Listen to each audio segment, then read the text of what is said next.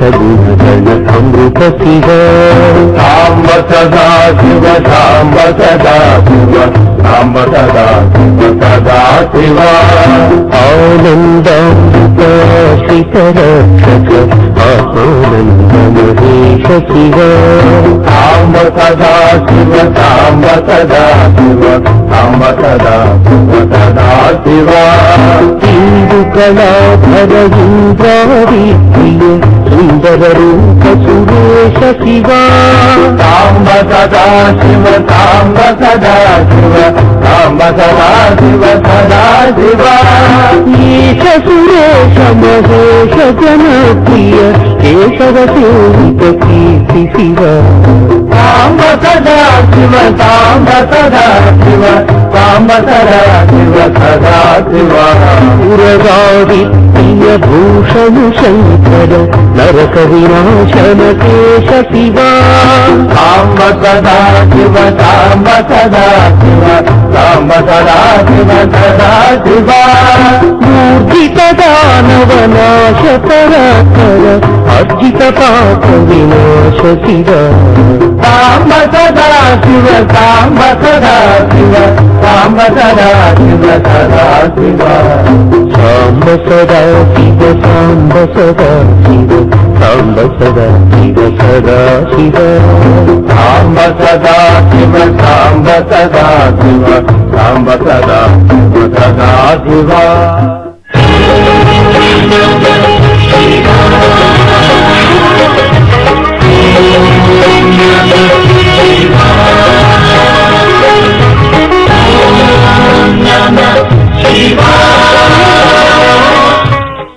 ब्रह्मा मुरारिस्त्रिपुरान्तकारी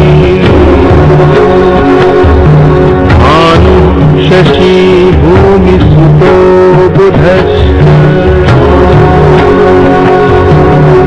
गुरुश्च शुक्रः शनिराहुकेतवः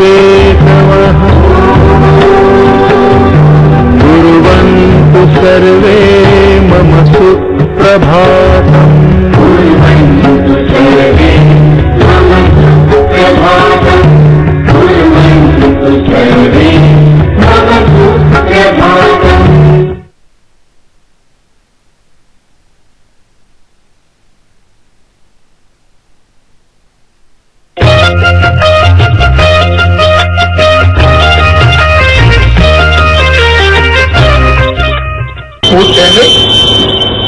ఓం నారాయణాయ నమః ఓం నరాయ నమః ఓం శౌరయే నమః ఓం చక్రపాణయే నమః ఓం జనార్దనాయ నమః ఓం వాసుదేవాయ నమః ఓం జగద్యోగయే నమః ఓం వామనాయ నమః ఓం శ్రీవత్సాంకాయ నమః ఓం అక్షరాధారాయ నమః ఓం సర్వలోకపతిప్రభవే నమః ఓం త్రివిక్రమాయ నమః ఓం త్రికాలజ్ఞానాయ నమః ఓం త్రిధామ్నే నమః ఓం కరుణాకరాయ నమః ఓం సర్వజ్ఞాయ నమః ఓం సర్వగాయ నమః ఓం సర్వస్మై నమః ఓం సర్వేశాయ నమః ఓం సర్వసాక్షికాయ నమః ఓం హరయే నమః ఓం నీలాంబుజద్యుతయే నమః ఓం నిత్యాయ నమః ఓం నిత్యగుప్తాయ నమః ఓం నిత్యానందనాయ నమః ఓం సురాధ్యక్షాయ నమః ఓం నిర్వికల్పాయ నమః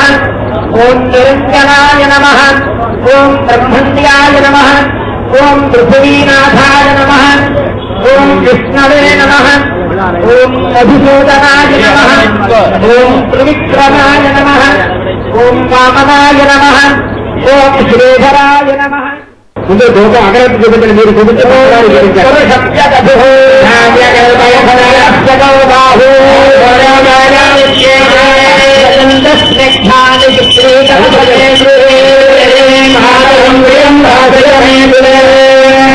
పల్లె మంచిగా ఆకలి పండుగ నారాయణ స్వామి దీపానికి నమస్కారం చేసుకోండి. ఆ యొక్క ప్రసాదం దగ్గర పెట్టుకుని మండపంలో పెట్టుకోండి. ప్రసాదం మండపంలో పెట్టుకోండి. మండపంలో పెట్టుకుని అందరికీ వచ్చిన ప్రసాదం రాకపోతే అడగండి ఇస్తారు.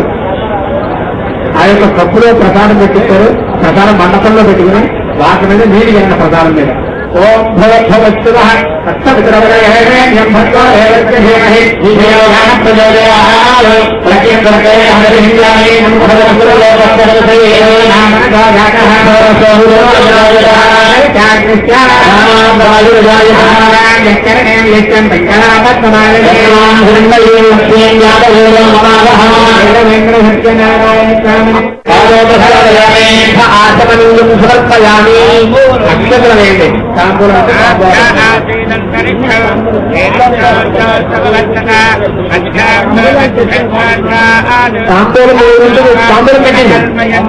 పెట్టండి పుష్పము కానీ అక్షతలు కానీ తీసుకుని పైకి లేచి మీ స్థానంలోనే మీరు నిలబడండి ఓం ధాకా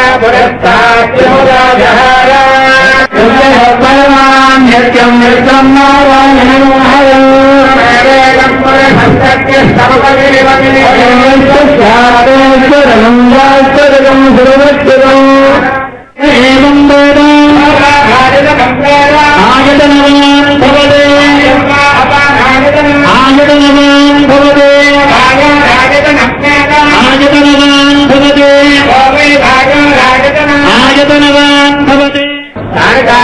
నిత్యం ప్రదక్షిణ పదే పదే పాపహం పాపకర్మాహం పాపాత్మా పాపదం భవాహ రాహిమాని ఉదయాదేవ శరణాయ జగవత్సర శరణాశ్చమేవ శరణం మహ తత్వాచార్యభావేన రక్షణ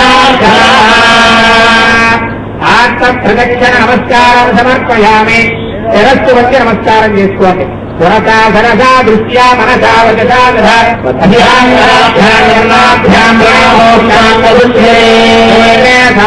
నమస్కారం సమర్పయామి అపరాధ సహస్రాన్ని క్రియతే హర్నితం మయా జనార్దన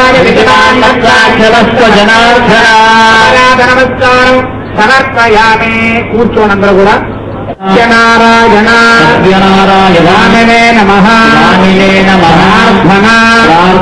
నమస్కారం నమస్కారం సమర్పయామి రెండు అరటిపళ్ళు తీసుకోండి భార్యాభర్తలు సెలవులు చేసుకోబెట్టుకోండి ఈ మనస్సులో ఒక కోరిక తెలుసుకుని ఏ కోరుకుందో ఆ కోరిక సత్యనారాయణ స్వామి గారి పెట్టుకుని ఆ అరటిపండు మండపంలో జ్ఞాపకంగా పెట్టుకోండి ప్రసాదం దగ్గర పెట్టుకోండి మీరు లేచి దగ్గర ఆ ప్రసాదం అరటిపండు మీరందరూ తీసుకుని తినాలి ప్రసాదం కూడాను మండపంలో జ్ఞాపకంగా పెట్టుకోండి అలాగే మగవారి అక్షతల నీళ్లు ఆ తమలపాకులో కానీ పదల్లో కానీ వదిలిపెట్టండి సుప్రీత సుప్రసన్నావరగా ఫలంతో పూర్తి చేసిన కొంత ఆడవారు బొట్టు పెట్టుకోండి కొంత పూర్తి చేసిన దాకా మగవారి అక్షతలు తీసుకుని నీళ్ళు వేసుకుని ఆడవారిని వేయండి అలాగే పుష్పం కూడా తీసుకోండి ఆడవారు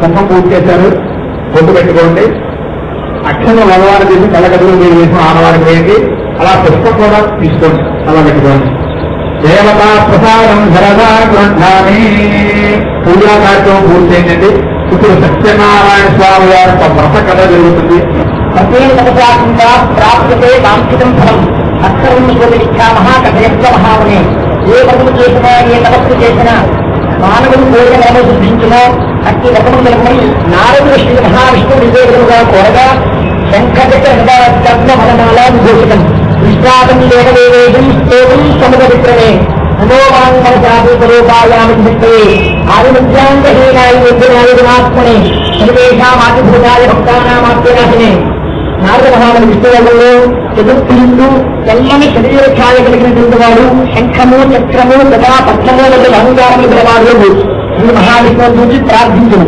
మనస్సుతో ఊహించటకు గాను వాక్కుతో వివరించటకు గాని సత్యముగాని అతీతమైన రూపము గలవాడ సత్యనారాయణ స్వామి సన్యాస రూపం ధరించి ఆ వైద్యుల వద్దకు వచ్చి మన వైద్యులారా మీ పరవయుత్తున్న నామాలు ఏమిటే అడిగారు ఆ మాటలన్నీ సాగుతారు ధనగర్భముతో ఉన్నవాడు కావున పర్యాటముగా రుచి ఓ సన్యాసి మా పడవలో లేకుండా ధర్మం అపహరించటకు ఆలోచించుకుంటున్నా పడవలో ఆకులు తప్ప ఏమీ లేదు అని తెలియజేస్తుంది ఆ సన్యాసిని అక్షయకుగా తాను చెప్పాను ఆ విధంగా సన్యాసి అక్కడ నుండి వెళ్ళబోయేటువంటి దూరపోయి ఒక చిత్రంలో చూస్తుంది కదా ఆ యొక్క సాగుదాంతులు కూడా నిత్యవృత్తులు నెరవేర్చుకున్నారని పడవలోకి చూసి తెల్లలేదు వెలుగు తగ్గి బాగా బయటకెళ్ళింది ఆ ఋషులు తన పడవలో ధనతో ఉన్న శక్తులకు బదులుగా ఆకులు అలమలో ఉండే గురించి మూర్తికి కొంత సేపటికి వెలుగుతున్న వారే వెలుగుతారు ఆ అప్పుడు అల్లుడు మామూలు చూసి వ్యక్తిగత ప్రయోజనం ఏమీ లేదు. సన్యాసి చూపించదు మనకి లేదు. ఇది ఏమి చేసినామో ఆ సన్యాసే చేయండి కనుక ఆయన ప్రార్థన చేద్దాము అని చెప్పి ఇద్దరు కూడా పరుగుబడి సన్యాసం పెట్టుకోయి వల్ల తన ధనం లభించినందువలన సంతోషించి తన గృహానికి పోవటకు బాగా బయలుదేరి చదువుతారు. మహాప్రభావమైన భక్త శ్రద్ధతో ఎవరాచరించారో ఎవరైతే కథను శ్రద్ధగా అంటారో వారు ధనవంతులు, బంధనము పొందిన వారు విముక్తి పొంది భయగ్రస్తులకు బయట కలదు. సకల అభీష్టంలో పొందిన వారు ఎంతో స్వర్గలాభ ప్రాప్తి పొంది చాలా సత్యనారాయణ మాటించిన వారు సర్కారు పనులకు దుఃఖరంగం లేవరు. మన సత్యనారాయణకు చేయవలసిన ఆశ్రమము గత విధానము ఆ రథం యొక్క మహాత్మ్యము హిందువులు నారాయణ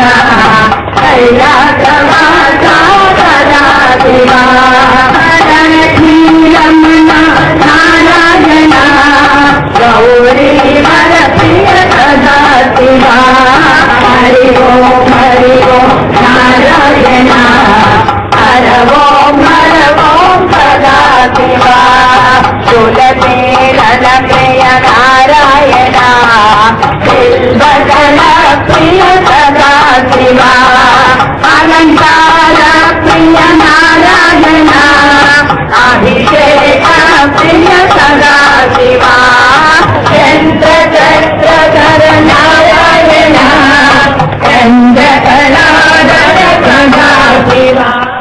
మళ్ళీ అక్షంతలు కూర్చేయండి.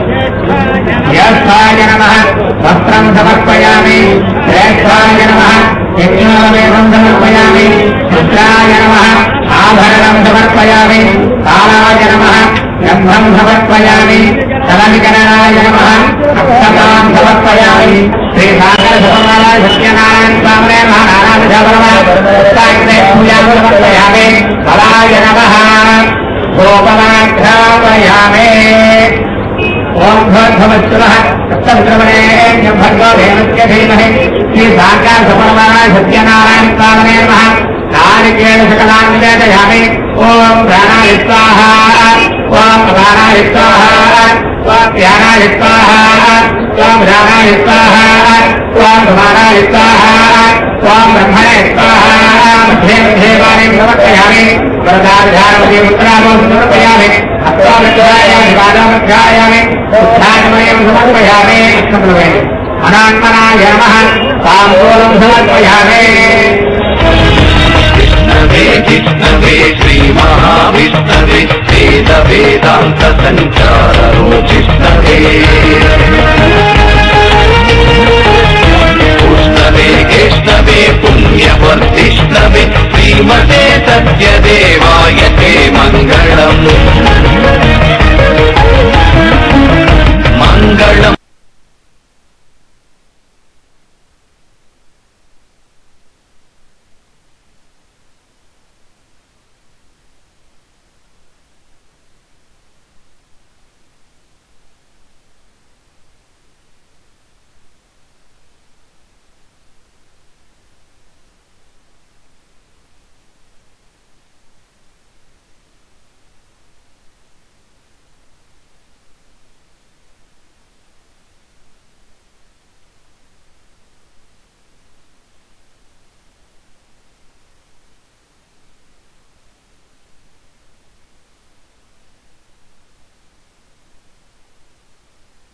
క్షావతే మంగళం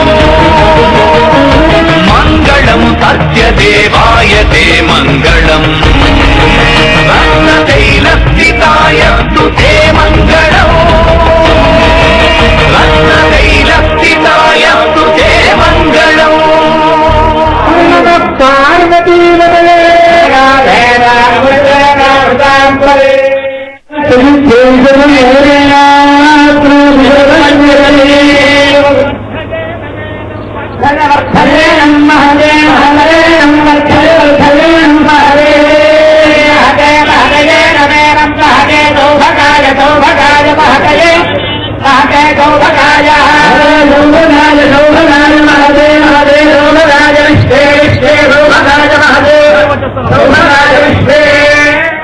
ఆ కలకలు ఒకసారి పైకెత్తి కింద పెట్టిన ఉద్వాసం చెప్పండి. అయిన తర్వాత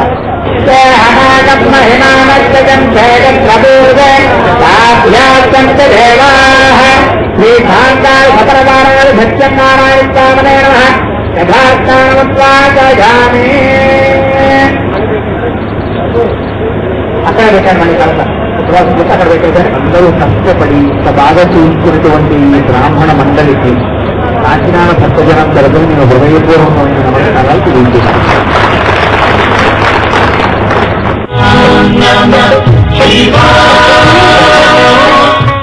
గంగాతరంగ రమణీయ జటాకలాపం గౌరీ నిరంతర విభూషిత వామభాగం నారాయణ ప్రియమనంగ మదాపహారం వారాణసీపురపతిం భజ విశ్వనాథం.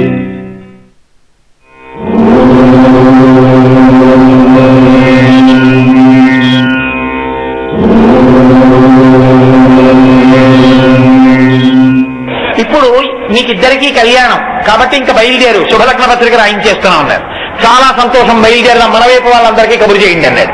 ఈలోగా ఏం చేశారంటే ఋషులు, తపస్సులు, దేవతలు అందరూ శివుడి దగ్గరికి వెళ్ళారు.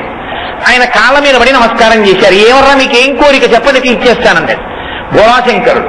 అంటే వాళ్ళన్నారు, పరమేశ్వర మీరు పార్వతీ కళ్యాణం కానీ వెళ్ళి హిమవత్ పర్వతం మీద చేసుకుని మేనకాదేవి నీళ్లు పోస్తూ ఉండగా హిమవంతుడు కాళ్లు కడుగుతూ ఉండగా కన్యాదానం కాని బుచ్చుకుంటే మాకు పెద్ద ఇబ్బంది వస్తుంది. మోక్షాన్ని పొంది హిమవత్ పర్వతం అదృశ్యమైపోతుంది. అదృశ్యమైపోతే తపస్సు చేసుకోవడానికి యోగ్య భూమి ఉండదు. కాబట్టి వాళ్ళకి త్రికరణ శుద్ధి ఉండకూడదు. కన్యాదానం చేసేటప్పుడు అనుమానపడుతూ పెళ్లి చేస్తున్నాం, ఈ పిల్లని ఇస్తున్నాం కానీ వీడు సరైన వాడైనా సరిగా ఏలుకుంటాడా ఏమిటో ఇలాంటి వాడికి ఇస్తున్నామని మనసులో శంక పెట్టుకుని పిల్లని ఇవ్వాలి. వాళ్ళకి అనుమానం వచ్చేటట్టు చెయ్యి. ఇప్పుడు వాళ్ళు నీ మీద భక్తితో ఇస్తున్నారు, నువ్వు త్రిభువనమూర్తివని.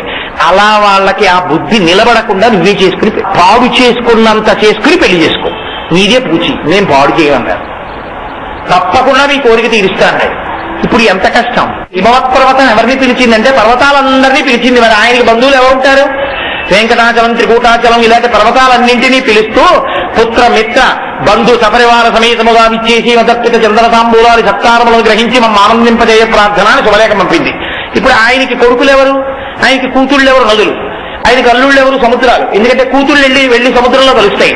ఈ పర్వతాలన్నీ కూతుళ్ళంటే నదులతో, నదులలో ఉండేటటువంటి సమస్తమైనటువంటి జలచరాలతో, అల్లుళ్ళంటే సముద్రాలు, సముద్రాల్లో ఉండే తిమింగలాలతో సహా, బడబాగ్నితో సహా అన్నీ కలిపి ఇతర బంధువులు, పర్వతాలు, చెట్లు, చేమలు, మృగాలు, కీటకాలు అన్ని బయలుదేరి హిమవత్ పర్వతానికి వెళ్ళిపోయి. ఇదంతా హిమవంతుడి యొక్క పరివారం.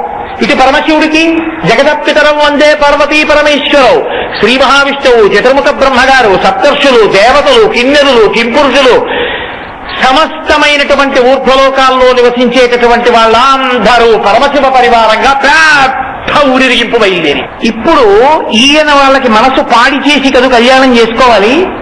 అందుకని నారదుడు మేనకాదేవి దగ్గరికి వచ్చి, అమ్మా ఏం చెప్పమంటావు? మీ అల్లుడి వైభవం, మీ అల్లుడి గొప్పతనం అబ్బో చెప్పడానికి అలవి కాదు. ఎంత గొప్పవాడో తెలుసా?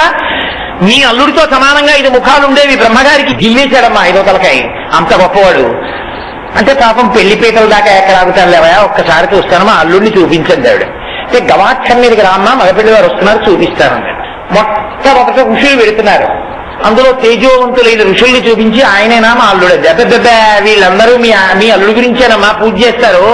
అలాగా యక్షులు వెళ్ళిపోయారు, గంధర్వులు వెళ్ళిపోయారు, కిన్నెరులు వెళ్ళిపోయారు, కింపురులు వెళ్ళిపోయారు, కుబేరులు వెళ్ళిపోయాడు. చతుర్ముఖ బ్రహ్మగారు 4 ముఖాలతో వేదం చెప్తూ చుట్టూ ఋషులందరూ కొలుస్తుండగా బ్రహ్మవాదులతో కలిసి వెళుతున్నాడు. ఆయనేనా మా అల్లుడు అని. మీ అల్లుడి పెళ్లి చేయించడానికి వస్తున్న బ్రహ్మగారమ్మ, ఆయన పెళ్లి కొడుకు కాదు. ఓహో అలాగా. వెనకాల సశంఖ చక్రం, సకిరీట కుండలం, సపీత వస్త్రం, సరసీరుహెక్షణం, సహారవక్షస్థలశోభికౌస్తుభం నమామి విష్ణుం శిరసా చతుర్భుజం నారాయణమూర్తి వస్తున్నారు. ఈయనేనా మా అల్లుడండి. అంత పెద్ద వైభవం ఆ చుట్టూ ఉన్న వాళ్ళని చూసి అద్దె మీ అల్లుడికి ఇతనికి తేడా చెప్పడం కష్టం, కానీ ప్రస్తుత మాత్రం మీ అల్లుడు కాడు. ఈయన కూడా మీ అల్లుడినే పూజ చేస్తారు. పూజ చేస్తే సుదర్శన చక్రం ఇచ్చాడు. ఆయనకి అన్ని ఇచ్చి అనుగ్రహించి తన శరీరంలో సగ భాగం కూడా ఇచ్చాడు. హరిహరమూర్తి వచ్చింది. అందుకే ఓహో మా అల్లుడు ఎంత గొప్పగా ఉంటాడో అనుకుని అలా చూస్తోంది. ఎప్పుడు పిచ్చి తెలుగుకుడి పాలు తాగి తెల్లారకట్ట ఇచ్చింది. సాయంకాలం అవుతోంది ప్రదోష వేళ. ఇంతమంది వెళ్ళిపోతున్నారు, కనపడ్డ అల్లుడు. అదిగదిగో వస్తున్నాడమ్మా నేను చూపిస్తాను కదా, నువ్వు అడక్కు, నేను చూపిస్తాను, అలా చూస్తుండు ఉత్సవాన్ని. అలా చూస్తోంది, పాపం కాళ్ళు పీకులెడుతున్నాయి. ఆఖరణ వచ్చాడు ఒక ఆయన, దిగంబరుడై దిశమలతో ఒంటి మీద నూలుపోగు లేకుండా భూత ప్రేత పిశాచాలని చుట్టూ పెట్టుకుని ఢమరక పెట్టుకుని విభూతి రాలేటట్టుగా తాండవం చేస్తూ వస్తున్నాడు. ఆ పిశాచాలని భూతాలని ఆ మధ్యలో ఉన్నవాడిని చూసి తల తిప్పుతుంది. నారదుడు వెంటనే చటుక్కున ఆయనే మీ అల్లుడు నడిపాడు. ఇక చూడండి, ఆవిడ గవాక్షం మించి కిందకి దిగింది. మీరు చూడాలి, శివపురాణంలో అసలు పార్వతీ కళ్యాణం వినాలి. అబ్బో ఏమి హడావిడో అసలు. ఆవిడ కిందకొచ్చి తిన్నగా పార్వతీదేవి దగ్గరికి వెళ్ళి కంఠం పట్టుకుంది. నిన్ను చంపేస్తాను, నేను చచ్చిపోతాను. నేను తినేంటున్నాను అనుకుంటున్నానేమో, యథార్థంగా అంతే ఉంది. నిన్ను చంపి నేను చచ్చిపోతాను, వీడి కోసం తపస్సు నువ్వు. రేపు పొద్దున్న పండగకు వచ్చాడనుకో, ఎంత అసహ్యంగా ఉంటుంది ఇంటికి. వారాళ్ళు ఏమిటి, కూర్చోవడం ఏమిటి, కాళ్ళు కడగడం ఏమిటి, ఎలా చెల్లుతుంది ఇదంతా? ఆ చుట్టూ ఆ స్నేహితులు ఏమిటి, ఆ పరివారం ఏమిటి, ఎక్కడ దొరికాడే నీకు? వారి గురించి తపస్సోడు చేశావా, అల్లుడి కింద తీసుకొచ్చావా? నా ప్రాణం పోయినా పీటల మీద కూర్చోనండి. పాప హేమంతుడు వచ్చేదో నచ్చ చెప్పబోయాడు. కంఠానికి రాయి కట్టుకుని నూతిలో దూకేస్తాను, ఉత్తరక్షణం చచ్చిపోవడానికి. తేల్తాను అనుకుంటున్నావేమో తప్ప పీట మీద కూర్చుని ఒక్కనాటికి కన్యాదానం చెయ్యను ఆయనకి. ఇప్పుడు ఇన్ని చెప్పి నేను చూశాను అలాగే ఉంటాడంటే నారదుడిని పిలిచి, నారదా ఆవిడ చూసింది నిజమేనా అంటే ఆయన ఊరుకున్నాడు. అంటే హేమంతుడికి అనుమానం వచ్చింది. అయ్య బాబోయ్, ఇలాంటి వాడల్లుడు ఏమిటి, తపస్సు ఏమిటి, పెళ్లికి అందరూ వచ్చేశారు, నలుగురికి తెలిసిపోయింది. ఇప్పుడు వెళ్ళి హారతి ఇవ్వడం ఎలాగా, ఎదురెళ్ళి పానకం ఇవ్వడం ఎలాగా, తీసుకొచ్చి పీటల మీద కూర్చోబెడితే లేక పుట్టిన పిల్ల తీసుకెళ్లి ఇలాంటి వాడికి ఇచ్చి పెళ్లి చేశారని నన్ను అనరా? పాపం ఆయన బెంగ పెట్టుకున్నాడు. ఆఖరికి మల్లగుల్లాలు అయిపోయింది. ఆడపిల్లి వారందరూ కలిశారు, మాట్లాడుకుంటున్నారు. పెద్ద పెద్ద పర్వతాలన్నీ వచ్చేసాయి. ఏం చేద్దాం, పెళ్లి పీటల మీద ఇప్పుడు ఆపితే బాగుంటుందా, ఎలా? అందరూ మాట్లాడుకుంటున్న సమయంలో నారదుడు వచ్చి అన్నాడు, అయ్యో పిచ్చి తల్లి, నువ్వు చూసింది అల్లుడినే, కానీ అది ఆయన యథార్థ రూపం కాదు. అసలు మీ అల్లుడు నిజంగా ఎప్పుడు ఎలా ఉంటాడో అలా అదిగో చూడు పైకెళ్ళి ఇప్పుడు కనపడతాడన్నాడు. అంటే గబగబా వెళ్లి చూసింది. కోటి సూర్య ప్రతీకాశం సర్వావయవసుందరం విచిత్రవసనం చాధానాభూషణభూషితం సుప్రసన్నం సులావణ్యం సుగంధం సువిభూషితం. కోటి సూర్య ప్రతీకాశం అని సూర్యేణ చిత్రితం మూర్ధ్ని చంద్రదండ విరాజితం గంగా యమునా చైవా విధర్తు స్పనుచామరే. ఆయన నడిచి వస్తుంటే కోటి సూర్య ప్రతీకాశం, కోటి సూర్యులొక్కసారి ఉదయించిన కాంతి. సర్వావయవ సుందరం, అన్ని అవయవములు పొందికగా అంత అందంగా ఉన్నాడు. విచిత్రవసనం చాధ, అద్భుతమైన పట్టుబట్ట కట్టుకున్నాడు. నానాభూషణభూషితం సుప్రసన్నం సులావణ్యం సుగంధం సుమనోహరం గౌరాభం ద్యుతి సంయుక్తం చంద్రరేఖ విభూషితం. అటువంటి కాంతితో చంద్రరేఖతో ఆభరణాలతో వెలిగిపోతున్నాడు. సూర్యేణ చిత్రితం మూర్ధ్ని, సూర్య భగవానుడు వచ్చి ఆయనకి గొడుగు పట్టాడు. చంద్రదండ విరాజితం, ఆయన పట్టుకోవలసిన దండాన్ని చంద్రుడు పట్టుకున్నాడు. చంద్రదండ విరాజితం గంగా యమునా చైవా విధత్తు స్పనుచామరే. గంగా యమున రెండు పక్కన నిలబడి ఆయనకి చామరాలు వేస్తున్నాయి. ఆశ్చర్యపోయి మేనకాదేవి ఇందాకనే ఇంకోలా చూశారు, ఇప్పుడు ఇలా ఉన్నాడు ఏమిటండి? అసలు రూపం ఇదేనమ్మా, కాబట్టి బెంగ పెట్టుకోకన్నారు. అసలు రూపం ఇదే అంటున్నావు బానే ఉంది, కానీ ఇందాక కనపడ్డట్టు ఎప్పుడైనా కనపడతాడా అని అడిగిందాడు. ఎప్పుడైనా చటుక్కున మళ్ళీ అలా కనపడితే నువ్వు బెంగ పెట్టుకోవద్దమ్మా, అలా కనపడడు. ఎందుకు అలా వచ్చాడంటే ఆయనకి ఏమిటి పెద్ద పట్టించుకోవడానికి వచ్చాడు. పట్టించుకోనంటే మరి రేపు పొద్దున పెళ్ళాన్ని సరిగా చూస్తాడా? అసలే వాచాలకులు కళ్ళు లేని లోకంబులు పలుకు కావున కదా మహానుభావుడు. తపోభూమి ఉండడం కోసం ఇంత త్యాగం చేశాడు శివుడు. అందుకే పార్వతీ కళ్యాణం అంత గొప్పది. సరే, కళ్యాణం మొదలైంది. తీరా కళ్యాణం మొదలైన తర్వాత అమ్మవారి ప్రవర చెప్పడం తేలిక చెప్పేశారు. కాశ్యపావత్సారనైధృతత్రయా ఋషేయ ప్రవరాన్విత కాశ్యపత గోత్రస్య అని త్రికూటాచలేశ్వర మహాశర్మణో నత్రే. త్రికూటాచల పర్వతం యొక్క మునిమనవరాలు ఆ తల్లి కోలాహల శర్మణ పౌత్రీం, ఆయన యొక్క మనవరాలు. హిమవత్శర్మణ పుత్రీం, హిమవంతుడు అనబడేటటువంటి ఆయన యొక్క కుమార్తె. ఆమె త్రిభువనాధీశ్వరీం, మూడు లోకములకు తల్లి. సకల తత్వమర్ధస్వరూపిణీం, మహాలక్ష్మీ స్వరూపిణీం కన్యాం. బానే ఉంది. పార్వతీదేవి యొక్క ప్రవర చెప్పారు. పరమశివుడి ప్రవర చెప్పాలంటే ఆయనకి తాత తండ్రి తెలియాలిగా. హిమవంతుడిని అడిగారు, పిల్లని ఇస్తున్నావుగా కనుక్కున్నావా అని అడిగారు. ప్రవర చెప్పాలి, 10 మందిలో ఏం బాగుంటుంది, తండ్రి తెలియదు తాత తెలియదు అంటేనని ఆయన ఎవరినన్నా అడుగుదామని బ్రహ్మగారిని అడిగాడు. సృష్టి చేసావు కదా, నీకేమన్నా తెలుసా అని. నా మొహం నాకేం తెలుసు, అలాంటి వాళ్ళు పడిపోతే మా పుర్రెలన్నీ మెళ్ళో వేసుకుంటాడు. ఎప్పటి నుంచో ఉన్నవాడు బ్రహ్మమస్తకావలి నిబద్ధతే నమ శివాయ. ఆయన పుట్టుక నాకేం తెలుసు, ఆయనకి తండ్రో తాతో నాకు ఎప్పుడూ తెలియదు, నేనే ఆయనలోంచి వచ్చాను, నాకు తెలియదు అన్నాడు. శ్రీ మహావిష్ణువుని అడిగారు, అంతకన్నా తెలియదు నాకు అసలు తెలియదు, నాకన్నా ఎప్పటి నుంచో ముందు ఆయన ఉన్నాడు, ఆయన ఉత్పత్తిలోనే నేను వచ్చాను, అందుకు నాకు తెలియదు. అప్పుడు ఋషుల దగ్గరికి వెళ్ళారు, మీరు ఏమైనా ఎప్పుడైనా చదివారా, ఎక్కడైనా మీకు ఏమైనా తెలుసా ఆయన ఎవరి పిల్లాడో అని. నాకేం తెలియదు అన్నారు. ఆయన్నే వెళ్ళి పెళ్లిపేటల మీదకి వెళ్ళాక మీ నాన్నగారు ఎవరు బాబు అంటే బాగుంటుందా, బాగుండదు. నారదుడు వీణ వాయించుకుంటున్నాడు మహతి, ఆయన దగ్గరికి వెళ్ళి వీణ పట్టుకున్నాడు బ్రహ్మగారు. బుద్ధి లేకుండా ఇప్పుడు వీణ ఏమిటా కచేరీ, ఓ పక్కేమో ప్రవర్తనకి మేము చూస్తుంటాను. కాబట్టి ఇప్పుడు నారదుడు అన్నాడు, ఆయన నాదస్వరూపుడు, ఆయనకి తల్లి ఏమిటి, తండ్రి ఏమిటి, ఆది ఏమిటి, అంతం ఏమిటి, కాబట్టి ఆయనకి ఎలా ప్రవర చెప్పాలో నేను చెప్తాను, అలా చెప్పండి అన్నాడు. అప్పుడు ఆయనకి నిర్గుణ, నిరంజన, నిరామయ, నిర్వికల్ప, నిరాఖ్యాత, పంచారుషేయ ప్రవరాన్విత పరమశివ గోత్రస్య, ఆయనకి ఇంకో గోత్రం ఎందుకుంటుంది, కాబట్టి పరమశివ గోత్రస్య అని ఆ గోత్రంలో పుట్టినటువంటి వాడు సాక్షాత్తుగా పరమశివుని యొక్క మునిమనవడు, సదాశివ శర్మ యొక్క పౌత్రుడు, విశ్వేశ్వర శర్మణే వరాయ, విశ్వేశ్వర శర్మ అనబడేటటువంటి ఈ వరుడు అఖిలాండ కోటి బ్రహ్మాండ నాయకాం ఆది మధ్యాంతరహితాం, ఆయన అఖిలాండ కోటి బ్రహ్మాండ నాయకుడు, ఆది మధ్యాంతరహితుడు, తత్వమధ్వ స్వరూపుడు, ఆయన సకల తత్వములకు ఆయనే స్వరూపుడు, చంద్రశేఖర భక్పార్తి భంజనుడు, అటువంటి వాడైనటువంటి విశ్వేశ్వర శర్మణే వరాయ, విశ్వేశ్వర శర్మ వరుడు. కాశీపట్టణంలో విశ్వేశ్వర కళ్యాణం, అందుకే శివ కళ్యాణం అనకూడదు, పార్వతీ కళ్యాణం అనాలి. జీవుడు వైపు నుంచి బ్రహ్మాన్ని పొందుతారు, జీవ బ్రహ్మైక్య సిద్ధి. అందుకే కళ్యాణంలో భగవత్ కళ్యాణం చేసేటప్పుడు అందరూ కన్యాదాతలే, కానీ పీటల మీద ఎంతమంది కూర్చున్నా భగవంతుడి వైపు నుంచి ఉండరు తల్లిదండ్రులు. భగవంతుడి వైపు నుంచి మేము కూర్చున్నాము అని చెప్పనూకూడదు, అలా కూర్చోపెట్టనూకూడదు, అది వైదికం కాదు. ఎవరైనా కన్యాదాతలే. ఎందుచేత అంటే అది కళ్యాణం, కళ్యాణం పార్వతీ కళ్యాణం, సీతా కళ్యాణం, రుక్మిణీ కళ్యాణం, అంతేగాని శివ కళ్యాణం, రామ కళ్యాణం, కృష్ణ కళ్యాణం కాదు, అది బ్రహ్మం. దాన్ని పొందుతాం మనందరం, దాన్ని పొందుతాం కాబట్టి జీవుణ్ణి దానం చేస్తారు పార్వతీ రూపంలో. జీవము బ్రహ్మముతో కలిస్తే జీవ బ్రహ్మైక్య సిద్ధి, కైవల్య సిద్ధి, దాని కొరకు కళ్యాణం. కాబట్టి పరమేశ్వరుడి పనుపున పీటల మీద ఎవ్వరూ ఉండరు, ఉండకూడదు, ఒక్క పార్వతీదేవి పడుతూనే ఉంటారు. ఈ 2 జంటలు కూర్చొనివ్వండి, 3 జంటలు కూర్చొనివ్వండి, 300 జంటలు కూర్చొనివ్వండి, ఎంతమంది కూర్చున్నా అందరూ కన్యాదాతలే కళ్యాణంలో, తప్ప వేరొకలా ఉంటుందా, అసలు కల్పన లేదు, అలా చేయించకూడదు.